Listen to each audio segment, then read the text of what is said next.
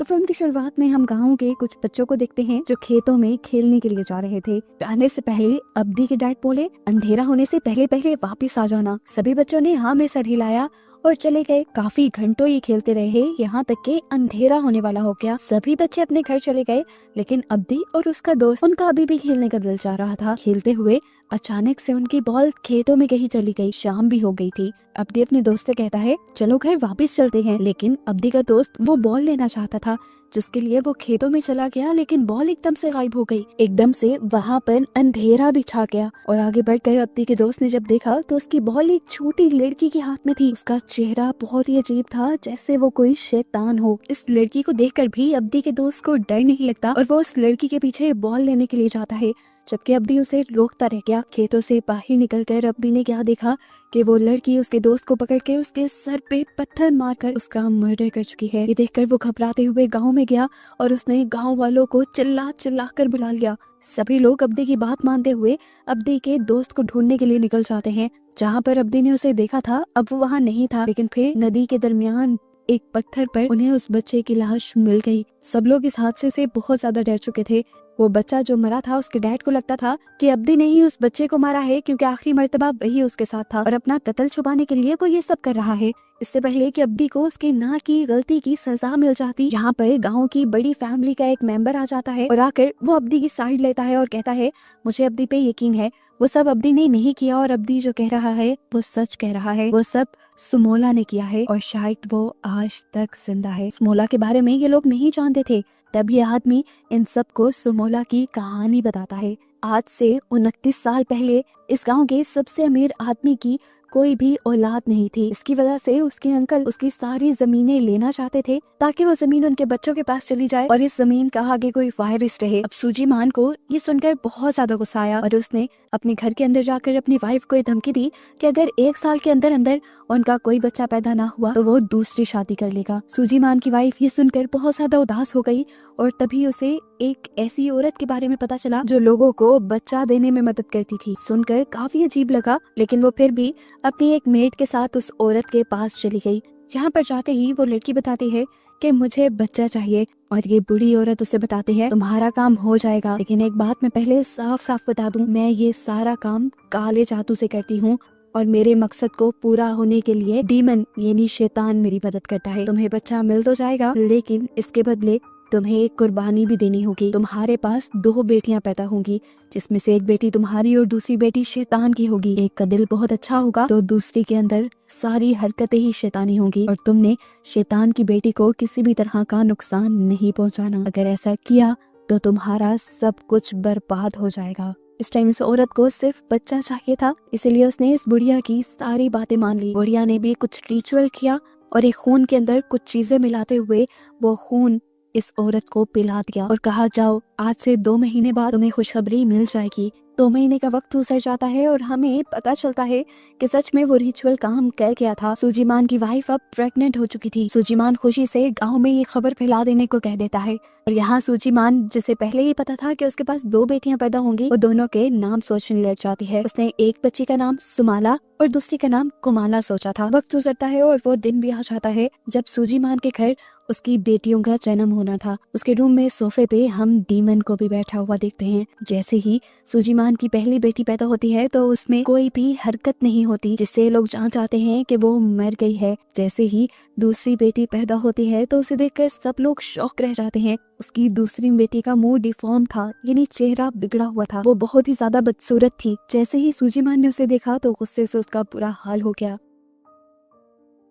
गुस्से में सूजीमान बाहर से जाकर एक चाकू ले आया और अपनी इस बेटी को मारने लगा। हालांकि उसकी वाइफ ने उसे मना भी किया, क्योंकि उसने डीमन के साथ डील की थी कि वो इस बच्ची को कुछ नहीं करेंगे, लेकिन सूजीमान को इस डील के बारे में नहीं पता था, इसीलिए उसने उससे स्टैब करके मार डाला। उस बच्ची के मरते ही जो पहली बच्ची मरी हुई पैदा हुई थी, उसके अंदर भी एकदम से जान आ गई और वो रोने लगी। उसकी आवाज सुनकर सुचिमान बहुत ज्यादा खुश हो जाता है और गांव वालों में ये खबर फैला देता है कि उसकी बेटी हुई। लेकिन चंद सालों बाद ये मालूम होता है कि उसकी बेटी भी एक तरफ से अपाहज थी। उसकी बॉडी के राइट साइड का कोई भी हिस्सा, यहाँ तक के टांग और हाथ काम नहीं करते थे और इस बच्चे का नाम उन्होंने कुमाला रखा था। अब यहाँ पे हमें पता चलता है कि सुचिमान भी बचपन में इसी तरह पैदा हुआ था, लेकिन फिर उसकी कुछ थेरेपीज चली थी जिसके बाद से वो नॉर्मल हो गया। कुमोला की भी ये लोग थेरेपीज करवा रहे थे, लेकिन थेरेपीज का कुमोला पर कोई असर नहीं था। एक दिन हम देखते हैं कि कुमाला साइकिल के साथ खेल रही थी। जैसे ही उसकी मॉम उसे ऐसा करने से मना करती है तो पता नहीं क्यों उसे बहुत ज्यादा गुस्सा आ जाता है। वो अपनी मॉम के साथ बदतमीजी करती है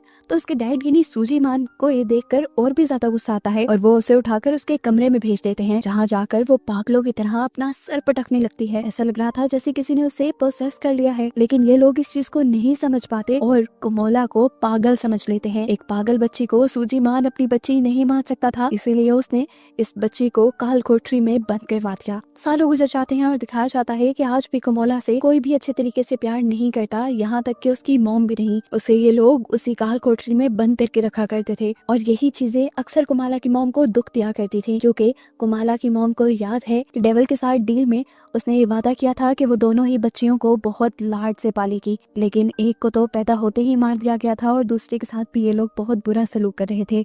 देखने को मिलता है कि एक दिन कुमोला काल कोठरी से भागकर मार्केट में आ जाती है। मार्केट में बहुत सारे बच्चे थे जो जैसे ही कुमाला को देखते हैं तो उसके खराब हाथ पांव का मजाक उड़ाने लग जाते हैं, उसको बॉल्स में मारते हैं और कीचड़ भी उसके मुंह पे लगा देते हैं, जिससे कुमोला को बहुत बुरा लगता है। सुचिमान और उसकी वाइफ जो यही मार्केट से गुजर रहे थे वो अपनी बेटी के साथ ये बुरा सलूक होते देखते भी हैं, लेकिन उसे रोकते नहीं।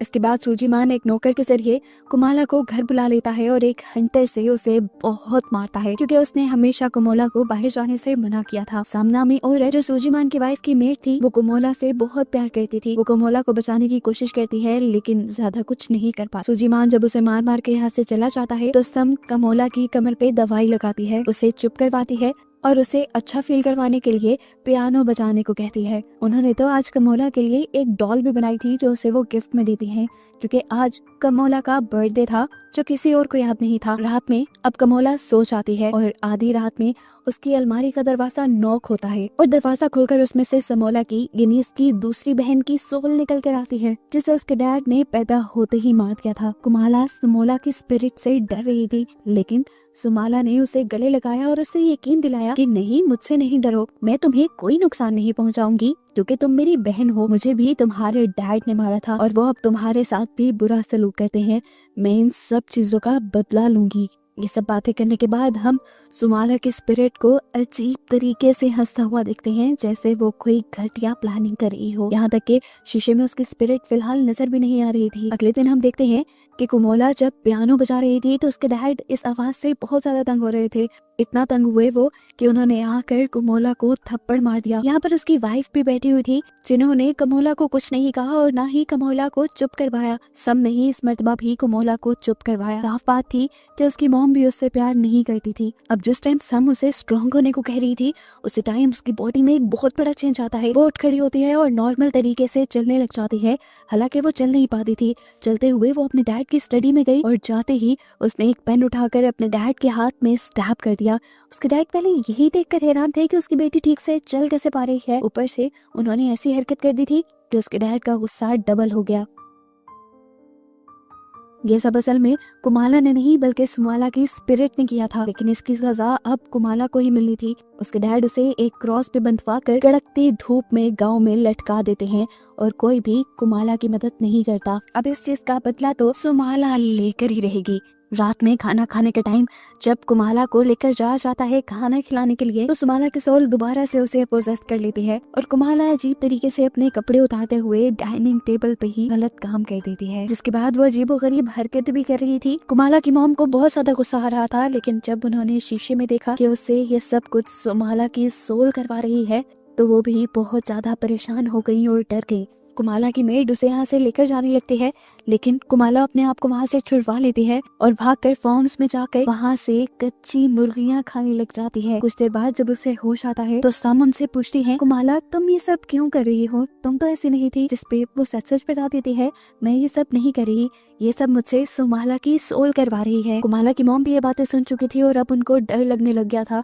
वो जानती थी कि उन्होंने डीमन से की हुई डील तोड़ दी है और अब उस औरत की वार्निंग के मुताबिक उनका पूरा खानदान, उनकी सब चीजें तबाह हो जाएंगी। वो जानती थी कि अगर इस सब को ठीक करने में कोई इसकी मदद कर सकता है तो वो बूढ़ी औरत ही है। वो उससे मिलने के लिए जब नदी के पास जाती है तो नदी पार करवाने वाला आदमी उसे बताता है कि वो औरत 1 महीने पहले ही मर चुकी है। वो अब डर कर अपनी मेड सम को भी सारी बातें बता देती है कि उसने प्रेग्नेंट होने के लिए एक डीमन का सहारा लिया था, एक डीमन से डील की थी और वो डील वो तोड़ चुकी है, जिसके बाद अब बहुत बुरा होने वाला है। वक्त गुजरता रहता है और हम देखते हैं कि सालों गुजरने के बाद भी कुमाला के साथ बुरा सलूक ये लोग करते रहते थे। सम अपने मालिक से यानी सूजीमान से कुमाला के ऊपर ये जुल्म बंद करने को कहती है, लेकिन वो एक नहीं मानते और कहते हैं कि कुमाला दिन ब दिन बदतमीज होती जा रही है और उसे सजा देना जरूरी है। उसकी सजाओं के बावजूद भी सम कुमाला के पास जाती है और कुमाला से कहती है, मैं तुम्हारी हूँ और मुझे तुम बहुत प्यारी हो, चाहे तुम जैसी भी हो। ये सारी बातें सुनकर कुमाला के दिल में सम के लिए इज्जत और भी ज्यादा बढ़ती रही और अपने पेरेंट्स के लिए और भी कम होती रही। अगले दिन हम देखते हैं कि कुमाला को तंग करने के लिए वही बच्चे आए थे जो उसे मार्केट में मिले थे। कुमाला के साथ खेलने के बहाने उन्होंने कुमाला को नीचे बुलाया, उसका मजाक उड़ाया, उसके मुंह पे मट्टी लगा दी और उसे एक बॉल मारकर चले गए। चले कहाँ गए आंटी सब ने ही उन्हें भगाया। दूर खड़े हुए कुमाला के पेरेंट्स ये देखते रहे, लेकिन उन्होंने उन बच्चों को रोका नहीं। कुमाला बाहर क्यों आई थी, इसकी सजा में उसके डैड दोबारा से उसे काल कोठरी में बंद कर देते हैं। लेकिन रात को कुमाला की मॉम को काल कोठरी में से कुछ अजीब सी आवाजें सुनाई देती हैं। वो चेक करने जाना चाहती थी, लेकिन उसके हस्बैंड ने उसे कहा, यहीं बैठी रहो, तुम्हारा वहम है वो सब। लेकिन उसकी मॉम की सोच बिल्कुल ठीक थी। कुमाला ने अपने आप को छुड़वा लिया था क्योंकि सुमाला की सोल ने उसके ऊपर कब्जा कर लिया था। वो एक खंजर लेकर यहाँ से निकल जाती है खेतों की तरफ और हम देखते हैं कि उसके पीछे सुमाला भी थी।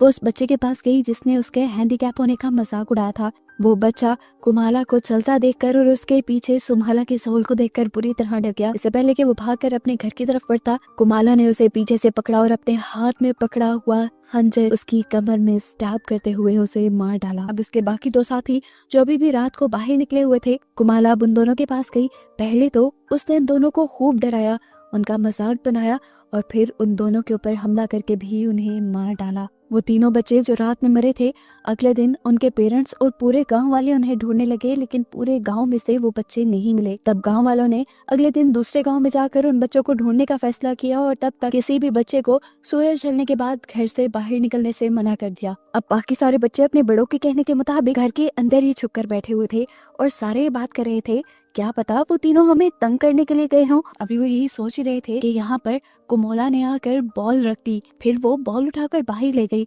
सब बच्चे बॉल लेने के लिए बाहर चले गए। हालांकि उनमें से एक बच्चे ने कुमोला के हाथ में उस खंजर को नोटिस भी कर लिया था, लेकिन फिर भी वो कुछ ना समझ पाए और बाहर निकलने पर कुमोला ने सारे बच्चों को बेरहमी से मार दिया। अब सुबह होने पर गांव वालों को मरे हुए बच्चों की लाशें मिलना भी शुरू हो जाती हैं। एक लाश को कुएं के पास पत्तों के नीचे छुपाया गया था, जबकि एक लाश को कुएं के अंदर डाल के छुपाया गया था, क्योंकि जब सब ने पानी निकाला तो कुएं के अंदर खून था। बाकी सब बच्चों की लाश खेतों में पड़ी हुई थी और उन सब के सरों को बॉडी से अलग कर दिया गया था।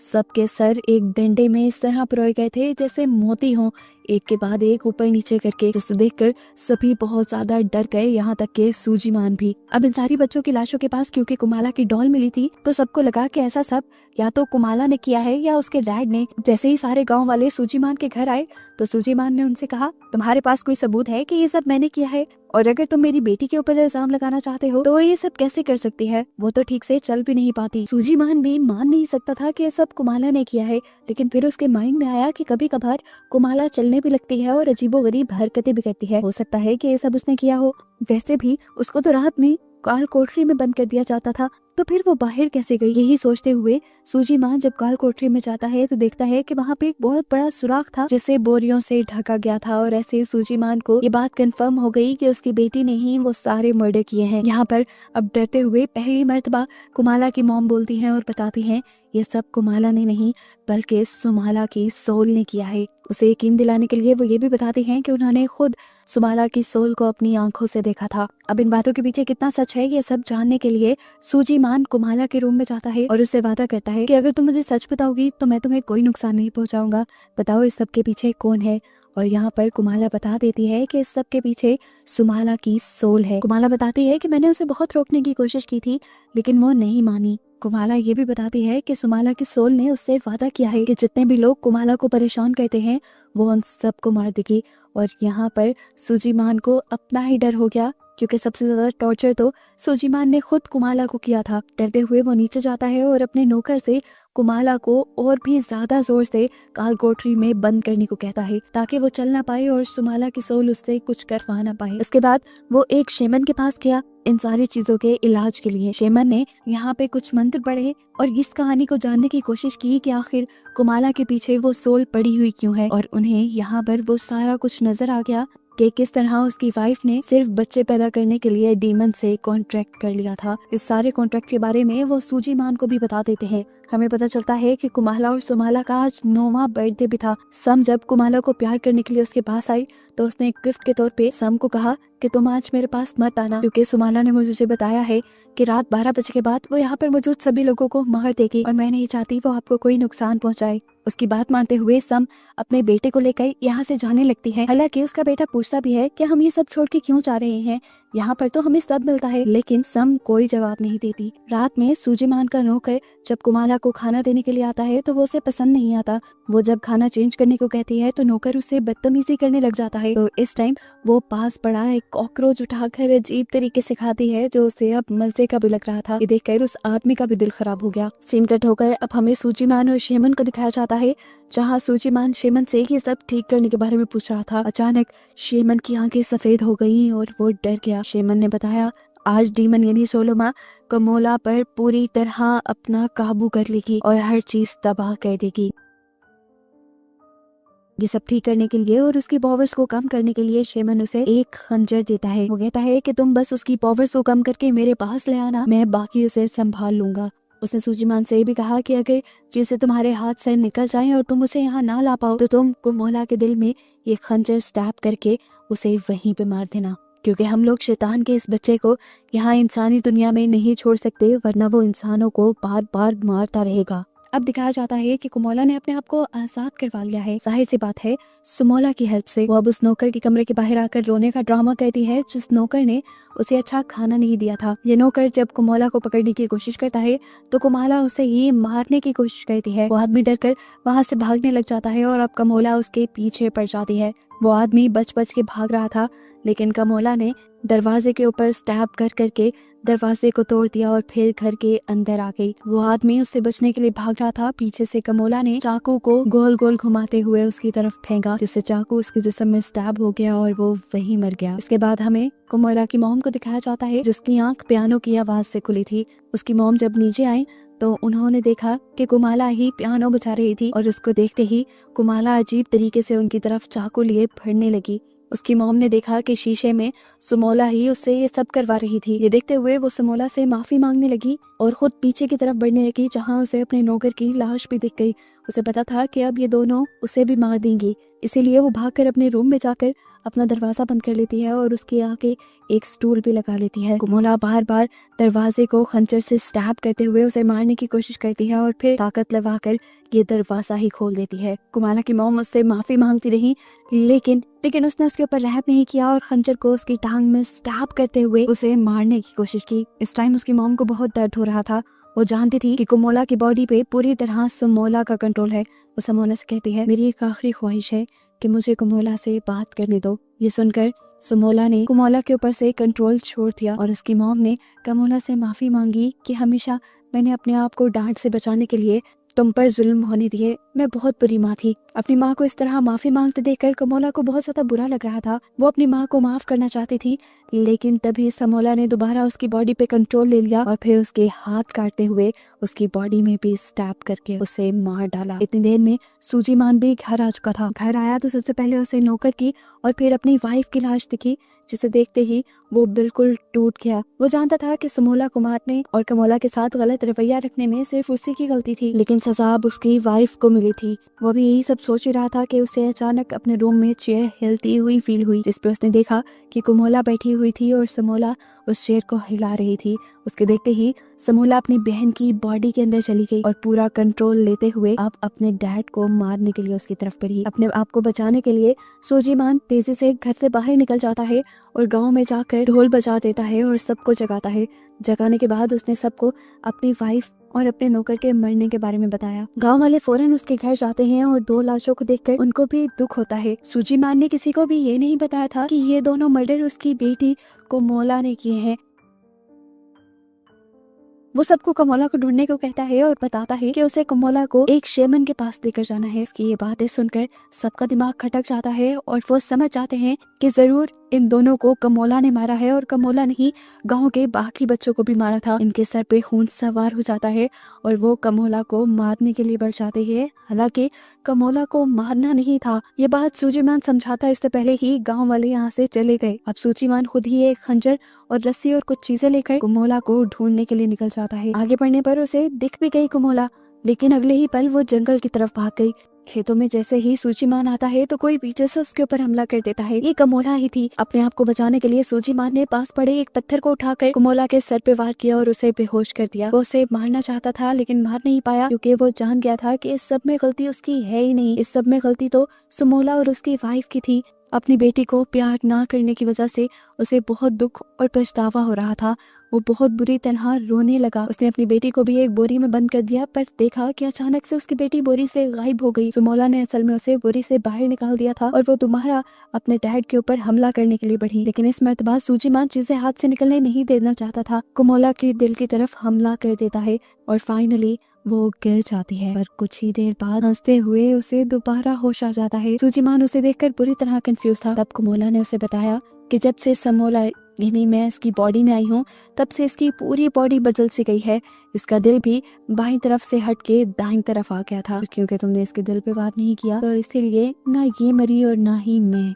अब समोला अपने डैड को मारती है। सबसे पहले वो उसी के हाथ से खंजर लेकर उसका पेट चीर डालती है, यहाँ तक कि उसकी आंतें बाहर निकल आई। और उसके बाद उसने पास पड़ी 2 छोटी छोटी लकड़ियां उठाकर सूजीमान की आंखों में स्टैब कर दी। सुबह होने पर दिखाया जाता है कि गांव वालों को सूजीमान की बॉडी क्रॉस से लटकी हुई मिली, जैसे उन्होंने कमोला को सजा दी थी। इस सब के बाद सीन्स प्रेजेंट में आते हैं और हम उस आदमी को देखते हैं जो ये सारी कहानी असल में गांव वालों को सुना रहा था। ये लड़का असल में सम का बेटा था जो उस रात घर छोड़ के चली गई थी, इसीलिए उसकी और उसके बेटे की जान बच गई थी। वो बताता है कि अभी तक अगर बच्चों की जान जा रही है तो समोला अभी भी इस गांव में जिंदा है और सब बच्चों को बचाने के लिए हमें किसी तरह समोला को पकड़कर उसे खत्म करना होगा। और समोला के मिलने से पहले तक वो गांव वालों को ये कहता है कि अपने बच्चों को रात में बाहर नहीं निकलने देना। सारे उसकी बात मान के घर चले जाते हैं और रात में हमें उस बच्चे के डैड को दिखाया जाता है जिसे मूवी के स्टार्ट में